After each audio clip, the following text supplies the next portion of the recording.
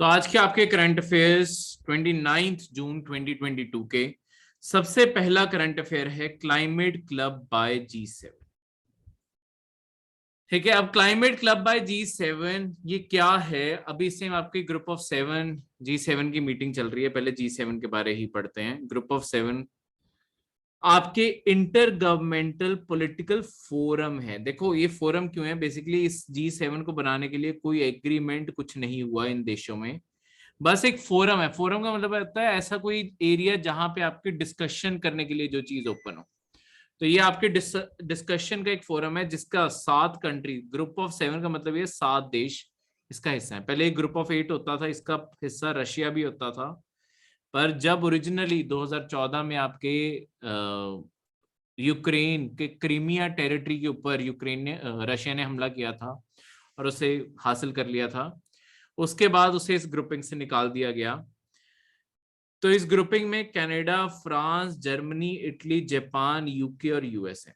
अगर तुम इन सारी कंट्रीज को देखोगे, एक तो ये सारी की सारी आपकी डेवलप्ड कंट्रीज हैं, डेवलप्ड की कैटेगरी में आती हैं। दूसरा, ये सारी की सारी कैपिटलिस्ट कंट्रीज हैं जहां पे प्राइवेट बिजनेसेस को ज्यादा प्रमोट किया जाता है।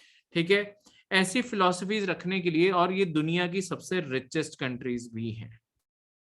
ठीक है, इन जनरल सेंस ये सारी की सारी सबसे रिचेस्ट कंट्रीज और उनमें से आती हैं। तो इसी कारण जो आपका ग्रुप ऑफ 7 बनता है ना, ये one of the most powerful group बन जाता है। क्योंकि जब ये 7 देश आपस में बैठ के कोई चीज का समझौता करते हैं तो ऑब्वियसली वो दुनिया में मायने रखता है। पर हुआ क्या है, लॉन्ग टर्म में आपकी दुनिया में और भी पावर्स बनने लगी हैं। जैसे इंडिया भी as a power, economic power तो दिखने लग गया है वर्ल्ड स्टेज पे। ठीक है, अंदर अभी भी हमारी बहुत सारी पॉपुलेशन गरीब है, पर वर्ल्ड स्टेज पे हम एज अ वर्ल्ड पावर दिख रहे हैं।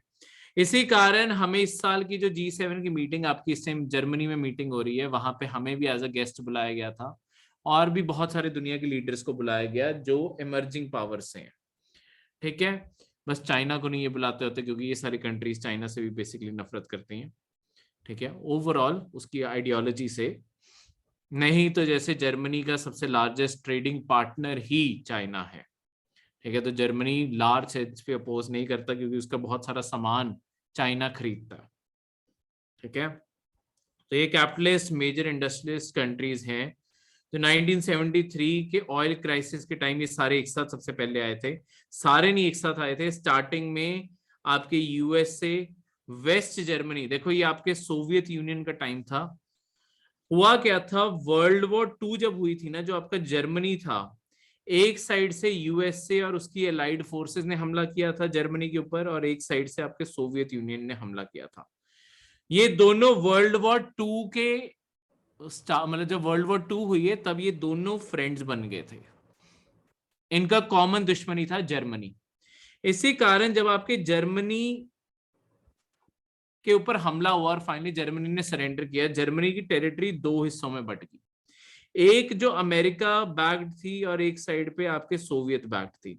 सोवियत ने अपने एरिया में अपनी पसंद की गवर्नमेंट बनवा दी और इन्होंने अपनी पसंद की गवर्नमेंट बना दी। तो एक तरीके से एक डिवीजन बन चुकी थी पूरी की पूरी जर्मनी की तरफ। जो वेस्ट जर्मनी था ये कैपिटलिस्ट था, जो ईस्ट जर्मनी था ये आपके कम्युनिस्ट थे, सोवियत यूनियन की तरह ऑपरेट करते थे। ठीक है, तो आपकी इसलिए वेस्ट जर्मनी, यूएसए, फ्रांस और यूके, ये 4 देश आपके 1973 में ना दुनिया में बहुत बड़ा ऑयल क्राइसिस आया था। ये जितने भी आपके वेस्ट एशियन देश हैं, अरेबियन देश हैं, Saudi Arabia, UAE, Qatar, Kuwait, ये सारे देशों ने मिलके क्या किया था, दुनिया में आर्टिफिशियली इन्होंने तेल की ना सिर्फ प्राइजेस बढ़ाने के लिए सप्लाई बहुत कम कर दी। आपस में मिलके सारी सप्लाई कम कर दी ताकि इनका तेल और ज्यादा महंगा बिके। पर इसके कारण हुआ क्या, अच्छा ये जुड़ा हुआ था तभी, अगर आप में से कोई बोल भी रहा होगा तो मुझे आवाज नहीं आ रही होगी, तो पता नहीं। हाँ, तो आपके हुआ क्या, ये सारी चीजों के कारण दुनिया भर में तेल की शॉर्टेज पड़ गई थी और प्राइजेस बहुत ज्यादा हाई हो गए थे। तो सारी दुनिया ने ना तब कोई ना कोई स्टेप उठाए कि ऐसा कभी दोबारा सिचुएशन ना आए, इसके हमें पहले से प्लानिंग करनी पड़ेगी। तो ये सारे इंडस्ट्रियल देश भी इसी के चलते हुए सबसे पहले इकट्ठे हुए थे, बाद में धीरे धीरे इनके मोटिव्स बदलते गए हैं और अब ओवरऑल सारी इकोनॉमी और वर्ल्ड सिचुएशंस के ऊपर यहाँ पे बातें होती हैं। ठीक है, तो इसी के बारे यहाँ पे समझाया। तो G7 जैसे मैंने आपको बताया ये कोई ट्रीटी नहीं हुई है इसके लिए, इसी कारण इसका कोई परमानेंट सेक्रेटेरिएट या ऑफिस नहीं है। हर साल इन्हीं 7 देशों में से कोई ना कोई कंट्री G7 की मीटिंग को होस्ट करती है। जो कंट्री इस मीटिंग को होस्ट करती है वही इसका सारा का सारा पेपर वर्क, होस्टिंग, ऑर्गेनाइजेशन सब कुछ वही संभालती है, वही सरकार। ठीक है, फिर अगले साल अगले को फॉरवर्ड कर देती है। तो यहाँ पे इन्होंने एक क्लब बनाने का सोचा है जिसे कहते हैं क्लाइमेट क्लब। देखो, क्लाइमेट क्लब का सबसे पहला आइडिया येल जो यूनिवर्सिटी है वहां के इकोनॉमिस्ट और नोबेल प्राइज विनर विलियम नॉर्डहाउस ने दिया। विलियम नॉर्डहाउस ने बोला कि देखो, अगर आप क्लाइमेट चेंज की तरफ काम करना चाहते हो तो ऑब्वियसली देश जैसे जैसे कंसर्न होते जा रहे हैं, हम अपने देश के अंदर जितने भी इंपोर्ट मंगाएंगे ना, हम इंपोर्ट इस सेंस से मंगाएंगे कि ज्यादा आपकी इन्वायरमेंट के लिए अच्छी चीज कौन सी है वो वाली चीज हम खरीदें, दूसरी वाली ना खरीदें। इसलिए कोई भी चीज जो इन्वायरमेंटली फ्रेंडली नहीं होगी इसके ऊपर हम ड्यूटीज और टैरिफ्स लगा देंगे। पर अगर मैं ड्यूटीज और टैरिफ लगा देता हूं तो वो चीजें महंगी होंगी। अगर मैं किसी की चीजें महंगी कर रहा हूं, किसी देश की, ये मेरा देश है, मैं किसी के ऊपर इन्वायरमेंट के कंसर्न में ड्यूटीज लगा के चीजें महंगी कर रहा हूं, कोई और देश हो सकता है वो मुझसे भी ज्यादा ड्यूटीज और टैरिफ लगा दे मेरे सामान के ऊपर ताकि मेरा सामान उसके देश में ना आए। इस तरीके से तो सारी दुनिया आपस में एक इकोनॉमिक वॉर पे हो जाएगी कि ये लगा रहा है तो इससे ज्यादा मैं लगाऊंगा, इससे ज्यादा मैं लगाऊंगा, इस तरीके से एक दूसरे को तोड़ने पे ही लग जाएंगे। अगर हमें इस पूरे कंपटीशन को खत्म करना है, आपके विलियम नॉर्डहाउस ने बोला कि हम सबको एक साथ एक ही फोरम बनाना चाहिए। तो जो भी अलाइड देश हैं जो एक कॉमन सोच रखते हैं उन सबको एक साथ आना चाहिए और एक साथ आके एक क्लाइमेट क्लब बना लें जहां पे वो एक बेस डिसाइड कर लें कि हम इस टैरिफ, इससे ज्यादा टैरिफ नहीं लगाएंगे चीजों के ऊपर, ताकि एक रेस ना शुरू हो कि आपके ओवर द टाइम जो ग्लोबलाइजेशन अचीव हुई है सारी दुनिया की इकोनॉमीज आपस में जुड़ पाई हैं, ऐसा ना हो कि वो फिर से टूट जाए कनेक्शन में। ठीक है, तो ये सारी चीज, तो इसी में ये सारी चीज है कि यहाँ पे जितनी भी कंट्री सीरियस हैं जो अपने मिशन रिड्यूस करना चाहती हैं और अपने लिए टारगेट सेट करें कि हम क्या अचीव करेंगे और फिर एक साथ मिलकर उसके ऊपर काम भी करें। जितने भी इस क्लब के नॉन मेंबर्स होंगे, देखो जो इसके मेंबर्स होंगे उसके लिए कॉमन तुम क्लॉज बनाओ, क्योंकि तुम अपने लिए टारगेट भी सेट कर रहे हो खुद भी कम करने का, इस कारण टैरिफ भी कॉमन कर रहे हो कि इससे ज्यादा हम कोई भी ड्यूटी नहीं लगाएंगे, कुछ नहीं लगाएंगे। पर जितने भी ऐसे कंट्रीज होंगे जो इसका मेंबर नहीं बनेंगे उनके ऊपर फिर जितनी मर्जी ड्यूटी लगाओ। इससे क्या होगा, अगर किसी देश ने आपके देश के अंदर इंपोर्ट करना है वो अपने आप ही इस क्लब को ज्वाइन करेगा, क्योंकि उन्हें पता है इस मार्केट में तब तक एक्सेस नहीं मिलने वाला जब तक हम इसका हिस्सा नहीं बनते। ठीक है, क्लियर है इस तरीके से? कोई भी डाउट यहां तक? तो ये सारी की सारी चीज है। सेकेंड है आपका special task force to enforce plastic ban. देखो 1 जुलाई से, कल भी हमने पढ़ा था कि plastic ban, single use plastic आपका SUP जिसे शॉर्ट में कहते हैं, वो बैन होने लगा है। और गवर्नमेंट ने इसके लिए क्या किया है, इसकी सारी इन्फोर्समेंट चेक करने के लिए कि इसकी कोई भी illegal manufacturing, import, stocking, distribution, sale ना हो, सारी स्टेट्स और यूटीज के अंदर आपकी गवर्नमेंट ने, सेंट्रल गवर्नमेंट ने टास्क फोर्स बनाने का फैसला किया है जो हर जगह जाके चेक करेगी और इंश्योर करेगी कि ऐसा कोई भी प्रैक्टिस में ना इन्वॉल्व हो। ठीक है, तो यही बस लिखा है इसके बाद कि आपके इसके अलावा एक और चीज सच, आपके सेंट्रल पोल्यूशन कंट्रोल बोर्ड जो एग्जिस्ट करता है, central pollution control board India के अंदर सारे पोल्यूशन को लेके स्टैंडर्ड्स बनाता है और यही बैन इंपोज करने के लिए भी रिस्पॉन्सिबल है कि बैन किस तरीके से इंपोज करना है। इन्होंने यहाँ पे 2 इनिशिएटिव्स लॉन्च किए हैं इस बैन को रोकने के लिए। एक है नेशनल डैशबोर्ड लॉन्च किया है जहां पे आपके ट्रैक किया जाएगा कि ये सारा एक्शन प्लान किस तरीके से इंप्लीमेंट हो रहा है ग्राउंड लेवल पे। दूसरा, आपकी इन्होंने ग्रीवियंस ऐप लॉन्च की है आपके मोबाइल फोन्स के लिए, जहां पे कोई भी सिटीजन, जहां पे भी आपको प्लास्टिक बिकता हुआ, बनता हुआ, कोई बेचता हुआ उसके अंदर आपको पाया जाता है, आप फोटो क्लिक करके वहां पे अपलोड कर सकते हो और सरकार एक्शन लेगी ही लेगी उसके अंदर। ठीक है, वो वहां की लोकल पोल्यूशन कंट्रोल बोर्ड के पास भेज दिया जाएगा, लोकल बॉडीज के पास और पुलिस के पास, ताकि वो एक्शन ले और वहां से प्लास्टिक एलिमिनेट किया जाए।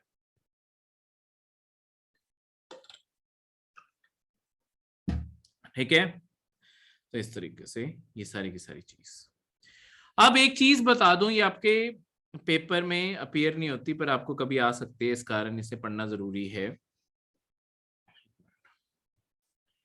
तो बेसल कन्वेंशन के बारे, देखो ये हम वैसे इन्वायरमेंट पढ़ते हैं, 1989 में आपकी बेसल कन्वेंशन साइन हुई थी यूनाइटेड नेशन एनवायरनमेंट प्रोग्राम के अंडर। देखो यूनाइटेड नेशन सारी दुनिया की कोलैबोरेशन कराना चाहता है कि इन्वायरमेंट को बचा के रखा जा सके और उसके लिए काम किया जा सके, इसीलिए उसने 2-3 एक फ्रेमवर्क बनाया है, ये प्रोग्राम बनाया है, ऐसी चीजें हैं। तो ये जो यूनाइटेड नेशन एनवायरनमेंट प्रोग्राम है, इसके आपके अंदर बेसल कन्वेंशन साइन हुई थी 1989 में, जहां पे control on trans boundary movement of hazardous waste and their disposal.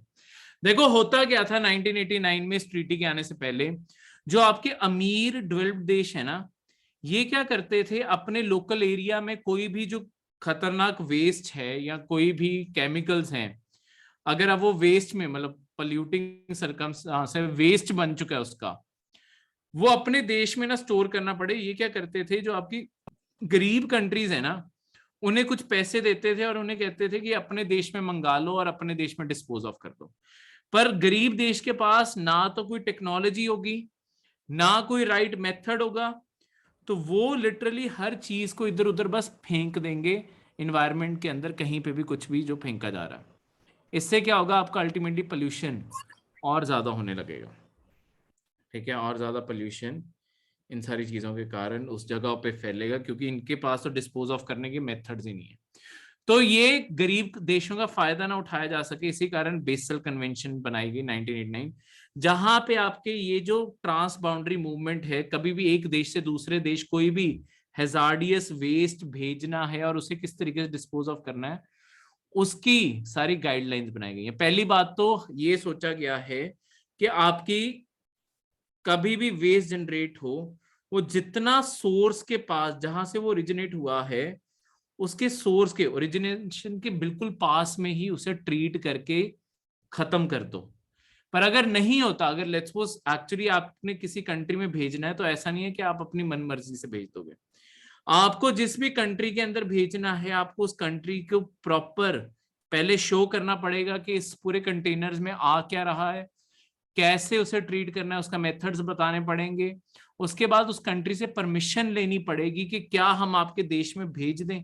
अगर उस कंट्री ने परमिशन दी तभी आपका सामान भेजा जा सकता है, नहीं तो नहीं भेजा जा सकता। तो ये इसीलिए रिस्ट्रिक्ट करने के लिए, waste across the border, hazardous waste generation ही कम करने के लिए, क्योंकि अगर उसे डिस्पोज ऑफ करने के तरीके कम हो जाएंगे तो कंपनीज और कंट्रीज अपने आप खुद बनाना कम कर देंगे। रेगुलेटरी सिस्टम ऐसा इस्टेब्लिश हो जहां पे ट्रांस बाउंड्री वेस्ट जो है उसकी मूवमेंट कंट्रोल हो। ठीक है, बेसल कन्वेंशन इसीलिए इंपॉर्टेंट है क्योंकि ये only legally binding global instrument है जो आपकी टॉक्सिक वेस्ट को एक कंट्री से दूसरे कंट्री जाने से रोकता है। देखो ये जो ओवरऑल ट्रीटी थी, ये आपके बाकी केमिकल वेस्ट, हैजार्डियस वेस्ट को डील करती थी। एक तो देखो ये न्यूक्लियर वेस्ट को नहीं डील करती, ये आज भी नहीं करती। दूसरा, ये प्लास्टिक को ये वेस्ट नहीं कंसिडर करती थी, तो प्लास्टिक अभी भी किसी और कंट्री में फेंके जा सकते थे। तो हुआ क्या है, अभी लेटेस्ट आपकी अमेंडमेंट कर दी गई है, चेंज कर दिया गया है, जहां पे अब प्लास्टिक वेस्ट को भी, मतलब पहले ये क्लियरली डिफाइंड नहीं था, अब अमेंडमेंट कर दी गई है, लास्ट ईयर ही है। अब इसके अंदर आपके प्लास्टिक्स को भी किसी और कंट्री में भेजना अलाउड नहीं है, रिस्ट्रिक्शन है नॉन पार्टीज के ऊपर भेजने की। जी करण जी, तो आपके प्लास्टिक के ऊपर ये बैन, इस तरीके से ये सारी की सारी चीजें, मतलब आपको कभी कन्वेंशन आ सकता है, मतलब ये क्वेश्चन आ सकता है कि बेसल कन्वेंशन जो है उसके अंदर क्या प्लास्टिक्स भी कवर होते हैं? अब होते हैं, पर न्यूक्लियर वेस्ट अभी भी कवर नहीं होता, तो अभी भी न्यूक्लियर वेस्ट फेंका जा सकता है। ठीक है, तो जो भी इस कन्वेंशन के अंदर पार्टी नेशंस हैं, मतलब पार्टी का नेशन है जिन्होंने इस कन्वेंशन को साइन किया है, उन सब में बेसल कन्वेंशन लागू होती है कि वहां पर डिक्लेयर करना पड़ेगा, सब कुछ करना पड़ेगा। जो नॉन पार्टी देश हैं, पहली बात तो उन्हें ना भेजो, पर अगर आपका कोई उनके साथ समझौता हो जाए तो भेज सकते हो। पार्टी देशों में भेज सकते हो, पर वही सारे की सारे रूल्स और रेगुलेशन डिक्लेयर करना, वो सब कुछ करना पड़ेगा। ठीक है, मना कुछ नहीं होता। ठीक है, रिस्ट्रिक्टेड होती हैं चीजें। थर्ड करंट अफेयर है माइक्रो स्मॉल मीडियम एंटरप्राइजेस के ऊपर। माइक्रो स्मॉल मीडियम एंटरप्राइजेस क्या हैं और किस तरीके से हैं? माइक्रो स्मॉल मीडियम एंटरप्राइजेस ये जो है आपके एक्ट एग्जिस्ट करता है, micro small medium enterprises development act 2006, उसके अंडर ये 3 टाइप की फैक्ट्रीज एस्टैब्लिशमेंट को डिफाइन किया गया है। देखो ये होती क्या है, ये ज्यादातर आपके जो छोटे साइज के बिजनेसेस हैं, छोटे से लेके जिनके अंदर 100 के करीब वर्कर्स हो जाते हैं ना, वो आपके मीडियम एंटरप्राइजेस बन गई। ऐसी कंपनीज को कैटेगराइज किया हुआ है। ठीक है, तो इनसे होता क्या है कि देखो जो छोटे बिजनेस हैं या मीडियम साइज बिजनेस हैं या आपके माइक्रो बिजनेस हैं, इन्हें कैसे इंसेंटिव सरकार दे कि ये और ज्यादा ग्रो करें, इस कारण हम इन्हें कैटेगराइज कर देते हैं ताकि सरकार इन्हें इनके ग्रोथ के लिए बेनिफिट्स दे सके, वो सब कुछ दे सके।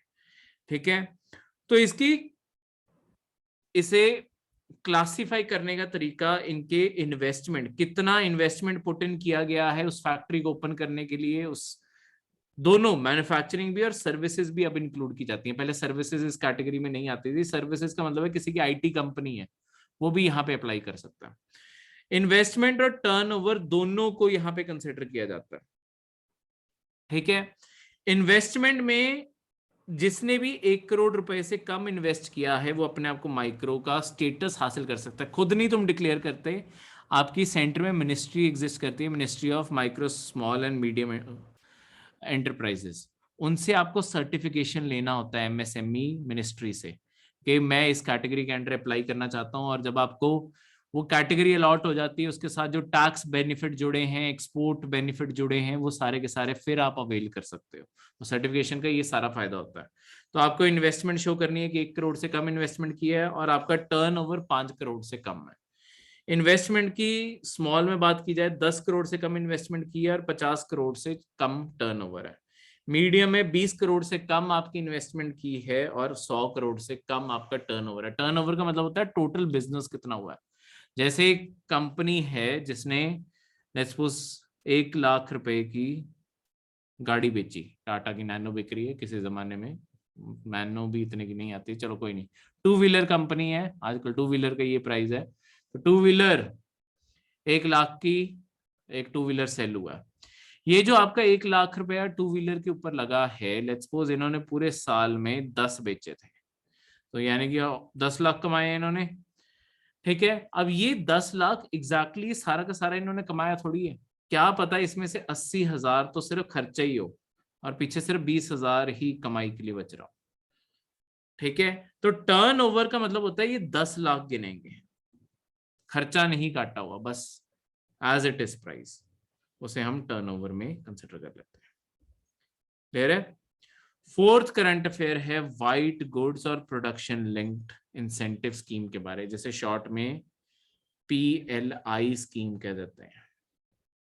देखो वाइट गुड्स बेसिकली नाम ही वहां से आया है, जो ज्यादातर अप्लायंसेस आपके वाइट कलर के दिखते हैं, ये नाम वहीं से आया है। ये बेसिकली जैसे आपके air conditioner, refrigerator, washing machine, dryer, dish washer और LED लाइट्स जो हैं, इन सबको वाइट गुड्स कहते हैं। और जो भी इनकी फैक्ट्रीज इनके इस चीज पे काम करती हैं, उन सबको आपके वाइट गुड की इंडस्ट्रीज रेफर किया जाता है।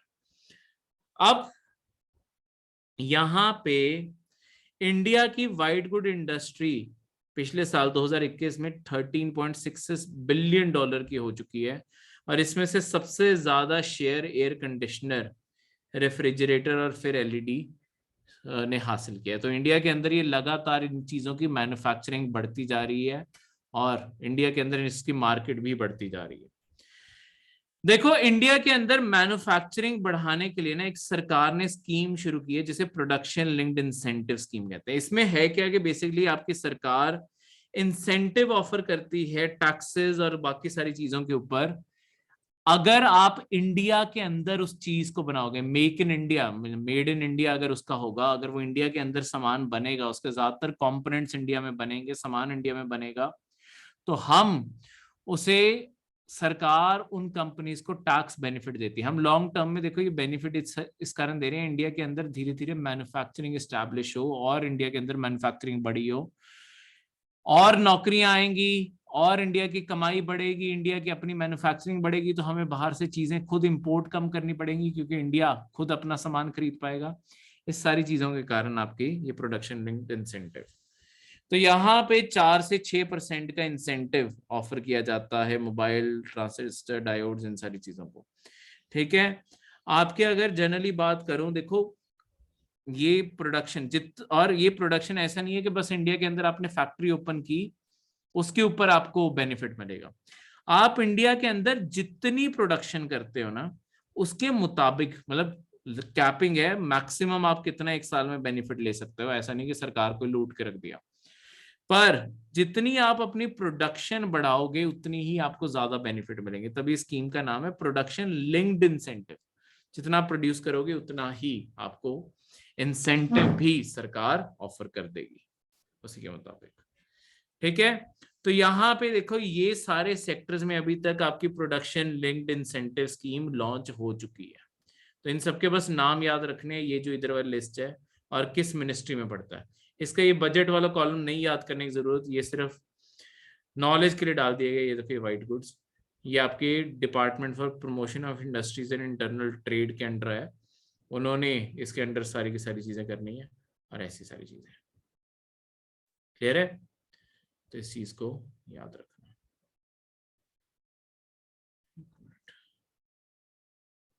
अब सरिस्का टाइगर रिजर्व के बारे में बात करें।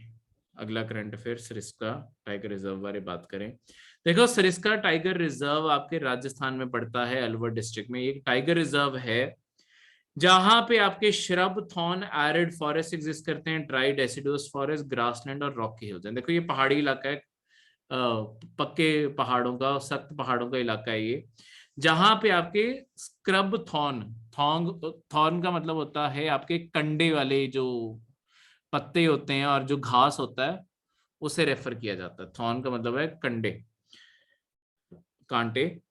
एरिड फॉरेस्ट का मतलब होता है, एरिड का देखो आपके मतलब होता है कि जो रेतीली जमीन है वैसा सा इलाका, मतलब पूरी तरह रेतीला नहीं, डेजर्ट नहीं है। सेमी एरिड का मतलब होता है जहां पे बारिश कम होती है और इसी कारण सॉइल के अंदर जो उसका रंग होगा, उसके अंदर जो मॉइस्चर होगा, उसके कारण जो थोड़ा डार्क रंग आता है वो नहीं आएगा, थोड़ा लाइट रंग होगा। ड्राई डेसिडुअस फॉरेस्ट है यहाँ पे। ड्राई डेसिडुअस का मतलब होता है, डेसिडुअस फॉरेस्ट का मतलब होता है जो साल में एक बार ही सारे के सारे अपने पत्ते गिरते हैं, फिर नए पत्ते आते हैं। दूसरे एक आपके एवरग्रीन ट्रीज होते हैं और ये डेसिडुअस होते हैं। ठीक है, ये फर्क है। फिर आपके ग्रासलैंड्स, ग्रासलैंड्स का मतलब है पूरा का पूरा एरिया जहां पे पेड़ नहीं है, बस घास ही घास उगी हुई है, वैसा भी एरिया यहाँ पे एग्जिस्ट करता है। ठीक है, क्लियर है? इसे वाइल्ड लाइफ सेंचुरी 1958 में बनाया गया था। इससे पहले ये हंटिंग के लिए एरिया बहुत ज्यादा फेमस था।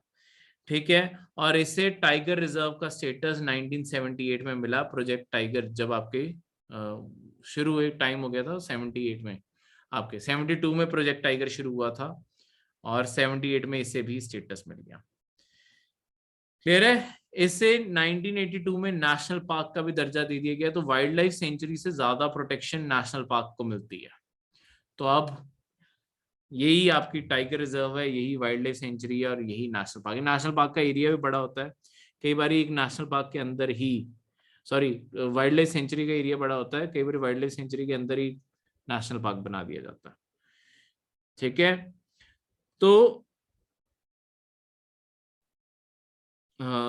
ये सारी की सारी इस चीज के पॉइंट है। ये दुनिया में फर्स्ट रिजर्व है जिसने सक्सेसफुली रीलोकेट किया टाइगर्स को, बाकी सारे एरिया से टाइगर्स यहाँ पे रीलोकेट किए गए। ठीक है, आपके रणथंभौर ऐसे जो और राजस्थान के अंदर कुछ एरियाज हैं वहां से टाइगर यहाँ पे लाए गए और ये बहुत सक्सेसफुली इन्होंने किया। तो ये सारी की सारी चीजों के बारे में। अब आपके जो G7 की मीटिंग हुई थी उसी के रिगार्डिंग आपके ना इंडिया के जो प्राइम मिनिस्टर वहां पे गए हैं, इंडिया के प्राइम मिनिस्टर ने बहुत सारे गिफ्ट इंडिया के बिहाफ पे बहुत सारे वर्ल्ड लीडर्स को दिए हैं। तो उन क्या क्या गिफ्ट दिए हैं, उन वो इंडियन आर्ट क्या है उसे हम पढ़ेंगे। जैसे सबसे पहले गुलाबी मीनाकारी। मीनाकारी क्या होता है, किसी की तरफ से कंट्रीब्यूशन? मीनाकारी के बारे कभी सुना है? हाँ जी, देखो मीनाकारी जो आर्ट है ये बेसिकली आपकी वाराणसी में सबसे ज्यादा फेमस है, आपके उत्तर प्रदेश के वाराणसी के एरिया में सबसे ज्यादा फेमस है। मीनाकारी आपके एक कलरिंग स्कीम है जो सरफेस ऑफ द मेटल के ऊपर होती है। ठीक है, आपके मेटल के सरफेस के ऊपर पेंट करके उसे रंग दे के ये बनाया जाता है। ठीक है, अब यहाँ पे क्या किया जाता है, ये सिर्फ मतलब आपके नॉर्मल आयरन और ऐसी चीजें नहीं यूज होती, यहाँ पे आपके सिल्वर मेटल यूज होता है, गोल्ड यूज होता है। इनके ऊपर फिर इन्हें कोई ना कोई जो भी चीज शेप में बनानी है इसके ऊपर डिजाइन बनाया जाता है प्रॉपर, और इसे इस तरीके से पेंट किया जाता है। नीचे सिल्वर गोल्ड ये सारी चीज हो सकती है। तो इस तरीके से ये सारी की सारी चीज एग्जिस्ट करती है। ठीक है, तो इससे ज्वेलरी बॉक्सेस, आइडल्स, कल्चर्स, की चेन, डाइनिंग सेट सब कुछ बनाया जा सकता है। ये इनामल के ऊपर भी हो जाती है, तो ये सस्ता पड़ता है इनामल। ठीक है, पर बेस्ट आपकी गोल्ड के ऊपर होती है क्योंकि उसकी नेचुरल शाइन इसे और ज्यादा रंग देती है। सेकंड है निजामाबाद की ब्लैक पॉटरी। निजामाबाद फिर से उत्तर प्रदेश में पड़ता है। यहाँ पे आपकी ना काले रंग की पॉटरी, जो पॉट्स बनाए जाते हैं, और आजकल तो पूरा का पूरा कटलरी जो आपके खाने की प्लेटें प्लूटें बोल्स ये पूरा सेट बनता है। ये जो ब्लैक पॉटरी है ये बहुत फेमस है। ये ना काले रंग के बर्तन होते हैं, काले रंग पेंट किया होता है इन्हें, और ऐसा पेंट होता है कि इनके अंदर अपनी नेचुरल शाइन होती है। पहले इन्हें काले रंग से पेंट किया जाएगा। मैं यहाँ पे बना के ये सारा का सारा पेंट कर दिया, ये आपका पूरा का पूरा बर्तन था जो। ठीक है, ये पेंट करके इसके ऊपर वाइट रंग से इसके ऊपर अलग अलग ड्राइंग्स बनाई जाती हैं। ठीक है, जिसके कारण इसे बहुत सुंदर तरीके से सजाया जाता है। मेरी पेंटिंग पे न जाना, पर असली में ये सर्च करोगे बहुत ही सुंदर है। तो यहाँ पे आपकी locally available fine textured clay से बनाया जाता है। निजामाबाद के अंदर जो क्ले है वो बहुत ही अच्छी फाइन क्वालिटी के बर्तन बना सकती है, तो इससे आपकी पॉटरी बनाई जाती है। डार्क शाइनी बॉडी होती है और इसके ऊपर सिल्वर पैटर्न ये सब कुछ बनाए जाते हैं। असली सिल्वर नहीं होता, कलर सिल्वर यूज करके सारे पैटर्न बनाए जाते हैं। फ्लोरल और ज्योमेट्रिक शेप्स, कभी फूल बना दिए कभी कोई ज्योमेट्रिक शेप बना दी, ऐसी चीजों से डेकोरेट किया जाता है। तो इस तरीके से ये सारी की सारी चीजें एग्जिस्ट करती हैं। कोई भी डाउट? नेक्स्ट है डोकरा आर्ट पीस। देखो डोकरा क्या है, डोकरा इंडिया की एक और आर्ट फॉर्म है जो काफी फेमस है। ये तो basically even Indus Valley civilization time पे एग्जिस्ट करती थी। इंडस वैली सभ्यता आपकी इंडिया की सबसे पुरानी सिविलाइजेशन है। इसके टाइम पे भी आपकी ये डोकरा आर्ट एग्जिस्ट करती थी। देखो ये मोहिंजोदारो में डांसिंग गर्ल हमें जो एक मिली है वो इसी आर्ट से बनी है, डोकरा आर्ट से। इसकी जो टेक्निक होती है ना इसे कहते हैं लॉस्ट वैक्स टेक्निक। देखो ये जो डांसिंग गर्ल, जैसे मोहिंजोदारो आपके इंडस वैली सिविलाइजेशन का शहर था, यहाँ पे हमें एक डांसिंग गर्ल की मूर्ति मिली है जो कॉपर से बनी हुई है। पर उस जमाने में वो कॉपर की मूर्तियां बनाते कैसे थे, यही सबसे अनोखा तरीका, आज भी बनाई जाती हैं। देखो सबसे पहले क्या किया जाता था, एक पूरी क्ले से आपने जो भी मूर्ति बनानी है आप उस पूरी मूर्ति को क्ले से पूरी बारीकी से कोई भी पीस लेके उसके ऊपर बारीकी से सारा काम कर करके आपके तैयार कर दिया जाता था। अब सारा का सारा जब पीस तैयार हो गया क्ले का, इसके बाद क्या किया जाएगा, आपके इसके ऊपर एक क्ले की लेयर चढ़ा दी जाती, सारा क्ले से उसे अच्छे से पैक करके कवर कर दिया जाता था, और क्ले को आपके भट्टी में रख के पूरा पका दिया जाता था। अब क्ले हार्ड हो गई है। अब इसके बाद क्या करते थे, वो जो क्ले की अब मूर्ति बन गई उसके अंदर वैक्स भरी हुई है ना, उसके नीचे थोड़ा सा होल करते थे और आपकी गरम जलती हुई आग के ऊपर उसे रख दिया जाता था। अब गर्म आग के कारण क्या होगा कि जितनी भी अंदर वैक्स है, वैक्स धीरे धीरे पिघल के बाहर निकलने लगेगी, सारी वैक्स अंदर से निकल जाएगी और एक खाली स्ट्रक्चर बन जाएगा आपके क्ले का। यानी कि आपके एक मोल्ड तैयार हो गया, एक मोल्ड बन जाएगा, क्ले मोल्ड, क्योंकि वो अंदर से अब बिल्कुल खाली है, बाहर बाहर से ये स्ट्रक्चर क्रिएट हो गया। पहले पूरा हार्ड स्ट्रक्चर बनाया, मतलब अगर मैंने ये भरा हुआ ही बनाया है, ठीक है, जो भी चीज है ये सारा का सारा फिल्ड है अंदर वैक्स से, पर बाद में ऊपर मैंने क्ले की लेयरिंग करके अंदर से वैक्स पिघला दी, अब अंदर से खाली हो गया। अब ये जो होल किया था इसी के अंदर से आपका पिघला हुआ कॉपर इसके अंदर डालना शुरू करते हैं। कॉपर अंदर डाल दिया, अब कॉपर को सूखने का टाइम दो, जब कॉपर सूख गया ऊपर से वो सारा का सारा क्ले तोड़ दो, नीचे आपको तैयार मूर्ति मिल जाएगी। ये जो आपकी लॉस्ट वैक्स, लॉस्ट वैक्स यही इसलिए कहते हैं क्योंकि अंदर से सारा का सारा वैक्स निकाल लिया जाता है और उसे खोखला कर दिया जाता है। ठीक है, नेक्स्ट आर्ट है आपकी जरदोसी आर्ट, या जिसे जरी का काम कहते हैं। जरी क्या होता है ये तो पता होगा। जरी का मतलब होता है गोल्ड की सिलाई। ये आपके लड़कियों के कई बार कपड़ों पे एम्ब्रॉयडरी में ये चीज यूज होती है, जो सिल्क सैटिन या वेलवेट के कपड़े होते हैं ना, उसके आसपास बाउंड्री का कई बार काम आपके गोल्ड की या सिल्वर की पट्टियां लगा के किया जाता है। इन्हें जरी का काम कहते हैं। गोल्ड या सिल्वर के धागे यूज होते हैं और ये पूरी की पूरी यहाँ पे पट्टी बनाते हैं, मतलब कोई भी कपड़ा है इसके साइड साइड पे पूरी ऐसे बॉर्डर बना देंगे, इस बॉर्डर को मैं पट्टी कह रहा हूँ। ये सारा का सारा जो है ये आपके सोने के थ्रेड तैयार करके किया जाता है, तो ये आम धागे नहीं यूज होते, इसमें सोने के धागे यूज होते हैं जिससे ये पूरा पूरा पैटर्न तैयार किया जाए। ठीक है, तो ये बहुत ही ज्यादा इंडिया के अंदर फेमस रही है। आपके मुगल एम्परर इन सब ने क्या कहते हैं आपके बहुत ज्यादा प्रमोट किया, और रॉयल टेंट्स तक इससे बनाए जाते थे, वॉल हैंगिंग्स बनाई जाती थी, लड़कियों के बहुत सारे कपड़े आज भी जरी का काम होके कई जगहों पे आता है। धीरे धीरे इसकी डिमांड कम होगी क्योंकि ये महंगी चीज है, पर आज भी कई जगहों पे और फॉरेन में इसकी पॉपुलैरिटी बढ़ती जा रही है। नेक्स्ट है India first mRNA vaccine. mRNA आपके आरएनए बेस्ड कोविड वैक्सीन की पहली, फर्स्ट mRNA कोविड वैक्सीन आएगा, यहाँ पे कोविड वर्ड आना चाहिए था, सॉरी कोविड लिखना भूल गया। कोविड-19 की पहली वैक्सीन जो mRNA से इंडिया के अंदर तैयार हुई है। इससे पहले भी इंडिया के अंदर mRNA वैक्सीन आ रही हैं, पर वो सारी बाहर से बन के आई हैं।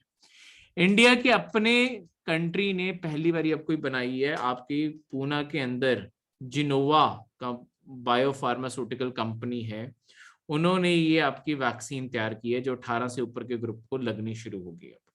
ठीक है, मतलब सबको लगेगी, जिन्हें ऑलरेडी वैक्सीन लग चुकी है उन्हें इतनी जरूरत, पर नई नई चीजें ऑब्वियसली ज्यादा रिसर्च करके बनाई जा रही हैं, और जो अभी चैलेंजेस हैं उन्हें सोच के बनाई जा रही है। जैसे ही आम mRNA वैक्सीन अच्छी मानी जाती है, ज्यादा बेटर क्वालिटी की होती हैं, पर इनकी प्रॉब्लम क्या है, इन्हें हमेशा ठंडी जगह पे स्टोर करना जरूरी है। अगर आपका टेम्परेचर 0 डिग्री से भी ऊपर आ गया ना, तो ये वैक्सीन खराब हो जाते हैं, गर्मी में एक्सपोज नहीं कर सकते। पर इंडिया के अंदर देखो ऐसा इंफ्रास्ट्रक्चर ही नहीं है जहां पे आप सारा काम बिना, मतलब सारा काम ही ठंडे कंटेनर्स के अंदर कर सको। तो इन्होंने अब जो वैक्सीन तैयार की, मतलब कंटेनर मिल जाएंगे पर 0 डिग्री से नीचे रखने वाले मुश्किल है। तो इंडिया का जो पूरा का पूरा कोल्ड स्टोर का नेटवर्क है, ये उसके अकॉर्डिंग तैयार हुई है कि हम 2 से 8 डिग्री के ऊपर इस वैक्सीन को बोलेंगे जेमकोवैक 19। जेमकोवैक जो है इसे 2 से 8 डिग्री के बीच में भी स्टोर करके रखा जा सकता है, और जिसके कारण ये आराम से पूरे देश में फैलाई जा सकती है। तो वैसे आपके mRNA वैक्सीन को अल्ट्रा लो टेम्परेचर चाहिए होते हैं, 0 से नीचे, और उसे स्टोरेज और डिस्ट्रीब्यूशन के टाइम पे भी जो ट्रक्स हैं वो भी 0 डिग्री से नीचे रखें, पर हम अब इसे 2 से 8 डिग्री के बीच में रखेंगे, जो आपकी एक्सेप्टेबल चीज मानी जाती है और इंडिया में प्रोवाइड की जा सकती है। नेक्स्ट और लास्ट करंट अफेयर है कैप्टिव नेटवर्क 5G लाइसेंस। देखो आपके इंडिया के अंदर जो 5G है, हमने थोड़े दिन पहले इसका सारा स्पेक्ट्रम का करंट अफेयर पढ़ा था। उसके अंदर मैंने आपको कैप्टिव नेटवर्क के बारे में बताया था। कैप्टिव नेटवर्क क्या होता है? जब देखो 5G जो पूरा का पूरा यूजेज होगा ना, इसे हमेशा स्पेक्ट्रम के बेस पे यूज करते हैं। स्पेक्ट्रम आपकी हवा के अंदर फ्रीक्वेंसीज हैं, किस फ्रीक्वेंसी के ऊपर कौन सी कंपनी अपना सिग्नल भेज सकती है। देखो इंडिया के ऊपर जितनी फ्रीक्वेंसीज हैं, जो हवा के अंदर जितनी फ्रीक्वेंसीज है, सबका हक अल्टीमेटली गवर्नमेंट ऑफ इंडिया के पास पड़ता है।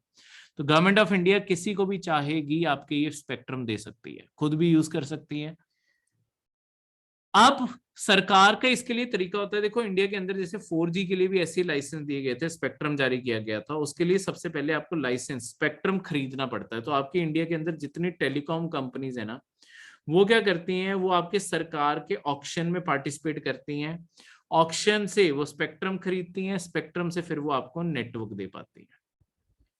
अब ऐसे ही 5G का थोड़े टाइम में सेल शुरू होगा, टेलीकॉम्स आपकी फिर से बिडिंग करेंगी, आपके धीरे धीरे 4G की जगह 5G आने लग जाएगा। पर एक साइड पे जहां पे 5G आ रहा है, वहीं पे 5G का जो मेन यूज है ना, वो यूज सोचा जा रहा है आने वाले टाइम पे इंटरनेट ऑफ थिंग्स के लिए।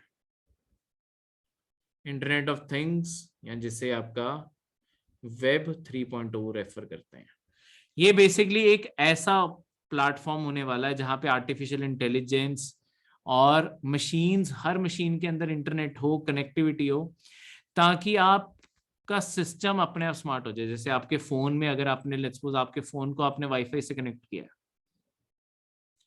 आपका वाईफाई के साथ आपका प्रिंटर भी कनेक्टेड है, फ्रिज भी कनेक्टेड है, आपका डिश वॉशर भी कनेक्टेड है, माइक्रोवेव भी कनेक्टेड है।